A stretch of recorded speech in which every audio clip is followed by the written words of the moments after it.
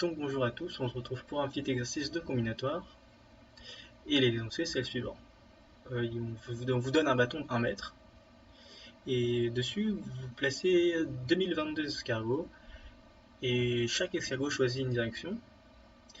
Et commence à marcher à la vitesse de 1 mètre par heure dans cette direction-là, sur le bâton. Dès qu'un escargot arrive au bout d'un bâton, il tombe du bâton et il revient plus dessus. Maintenant, si deux escargots se croisent sur le bâton, alors chacun se retourne et continue son chemin, donc dans la direction opposée avec la même vitesse. Et la question, c'est de se demander si tous les escargots vont finir par tomber du bâton. Et si c'est le cas, est-ce qu'on peut donner une borne, donc est-ce qu'on peut donner une estimation du temps à partir duquel ils vont tous tomber. Donc c'est un exercice qui est pas tout à fait évident, et donc du coup je vous conseille de chercher une trentaine de minutes. Et sinon je vais donner une petite indication si jamais vous en avez besoin.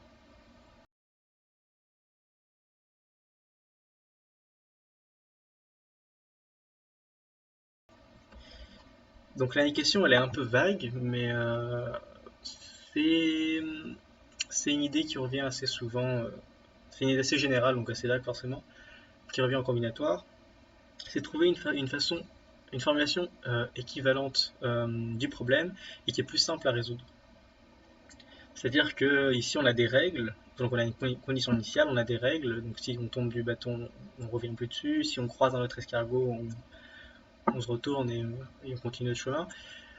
Et donc est-ce qu'on peut essayer de trouver une autre formulation du problème, c'est-à-dire changer les règles du problème, mais sans que ça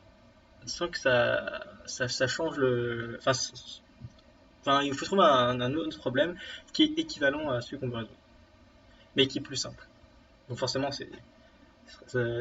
après, si on arrive à résoudre ce problème plus simple, on aura gagné.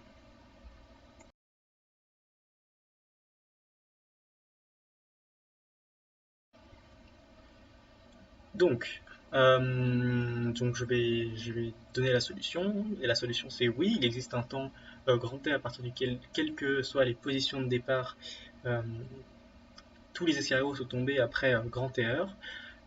Et ce qui est assez intéressant, c'est qu'on peut choisir ce grand T peu importe les positions de départ.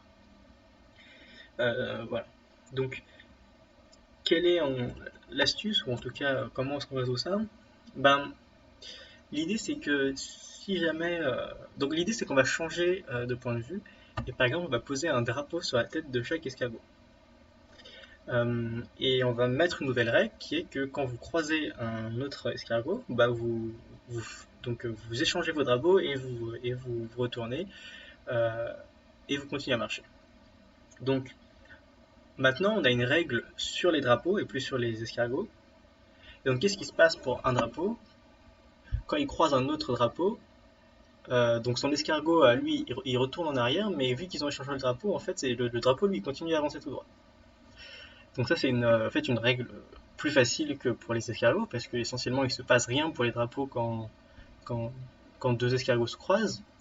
Et par contre, ce qui est intéressant, c'est que le problème de savoir si tous les escargots vont tomber est équivalent au fait que tous les drapeaux tombent aussi. Donc on dit qu'un drapeau tombe quand il est porté par un escargot et que cet escargot tombe. Donc en fait, on a maintenant un nouveau point de vue sur notre problème qui est est-ce qu'il existe un nombre grand T tel qu'après grand T heure, tous les drapeaux sont tombés. Bon bah là le problème devient facile parce que essentiellement, nous ce qu'on sait c'est que les drapeaux ils prennent une direction au début, ils avancent à 1 mètre par heure et essentiellement il se passe rien d'autre parce que la seule chose qui peut arriver c'est soit tomber, soit croiser un autre escargot.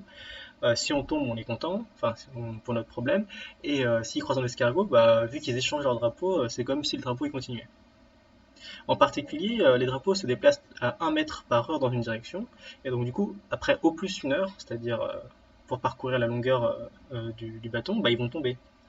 Donc en particulier, on a montré que non seulement tous les escargots allaient tomber, mais en plus, ils allaient rester au plus une heure sur le bateau.